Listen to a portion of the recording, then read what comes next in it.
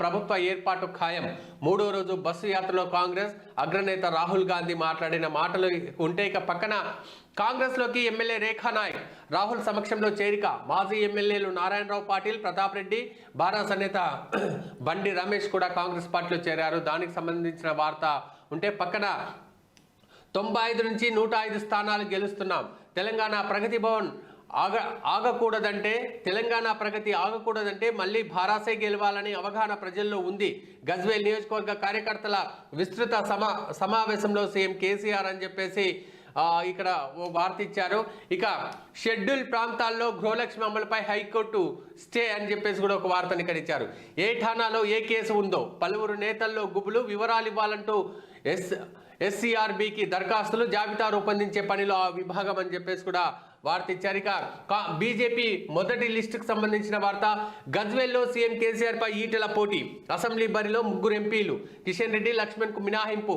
55 మందితో బీజేపీ తొలి జాబితాకు ఆమోదం. నేడు అధికారికంగా వెల్లడి అని చెప్పేసి 31 మంది పేర్లతో కూడిన ఒక లిస్టును అయితే ఈనాడు ఈరోజు ఇచ్చారు. ఇక ఓటర్లు అంత నిరక్షరాస్యులని అనుకోవడం లేదు. కారును పోలిన గుర్తులను కేటాయించరాదన్న బీఆర్ఎస్ పిటిషన్పై సుప్రీంకోర్టు వ్యాఖ్య.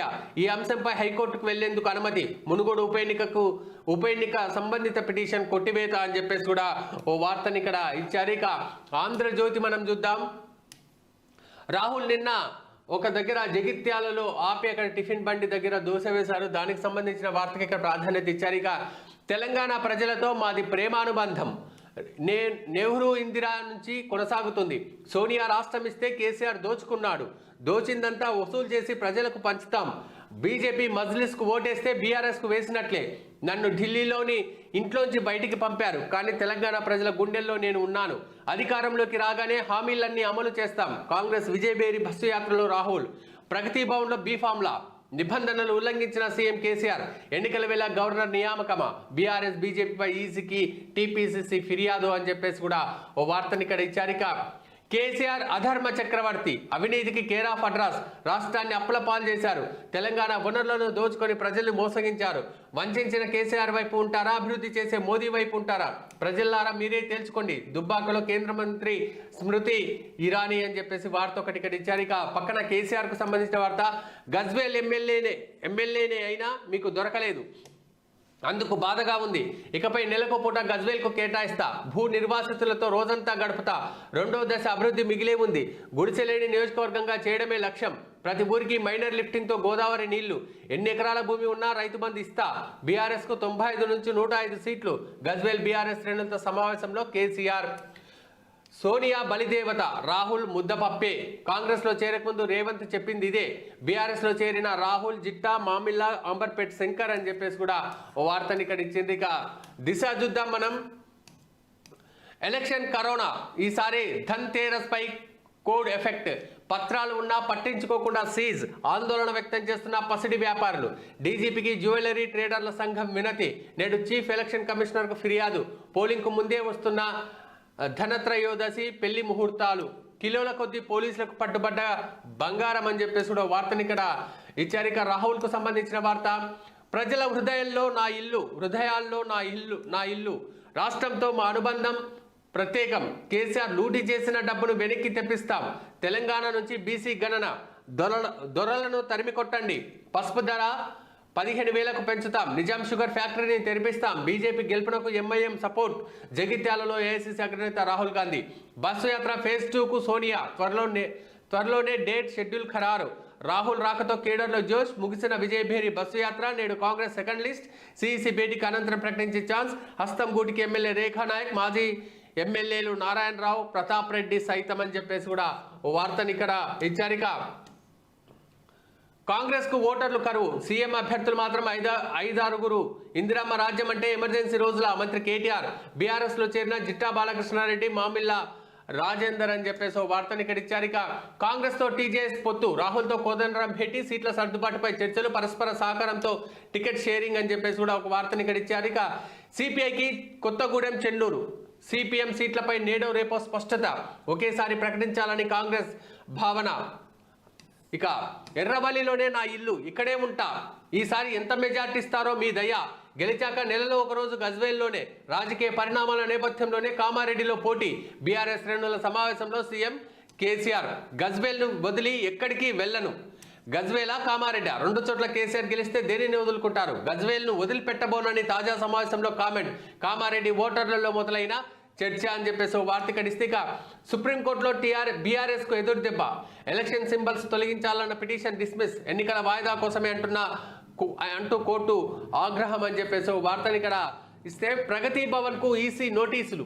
కాంగ్రెస్ ఫిర్యాదు నేపథ్యంలో అని చెప్పేసి ప్రగతి భవన్ ను తన పార్టీ ఆఫీస్గా వాడుకుంటున్న కేసీఆర్ కు నోటీసులు ఇచ్చారు. దానికి సంబంధించిన వార్త ఇక రాజా సింగ్ పై సస్పెన్షన్ ఎత్తివేత. తొలి జాబితాలో ఆయన పేరు, నేడు ఫస్ట్ లిస్ట్ రిలీజ్ అని చెప్పేసి కూడా ఓ వార్తని ఇక్కడ ఇచ్చారు. ఇక ప్రబలిక suicide case, Shivaram Rathod arrest. నాటకీయ పరిణామాల మధ్య అదుపులోకి. మేజిస్ట్రేట్ కోర్టులో సరెండర్, పిటిషన్ తిరస్కరణ అని చెప్పేసి కూడా వార్తని ఇక్కడ ఇచ్చారు. ఇక వెలుగు పేపర్ మనం ఒకసారి చూద్దాం.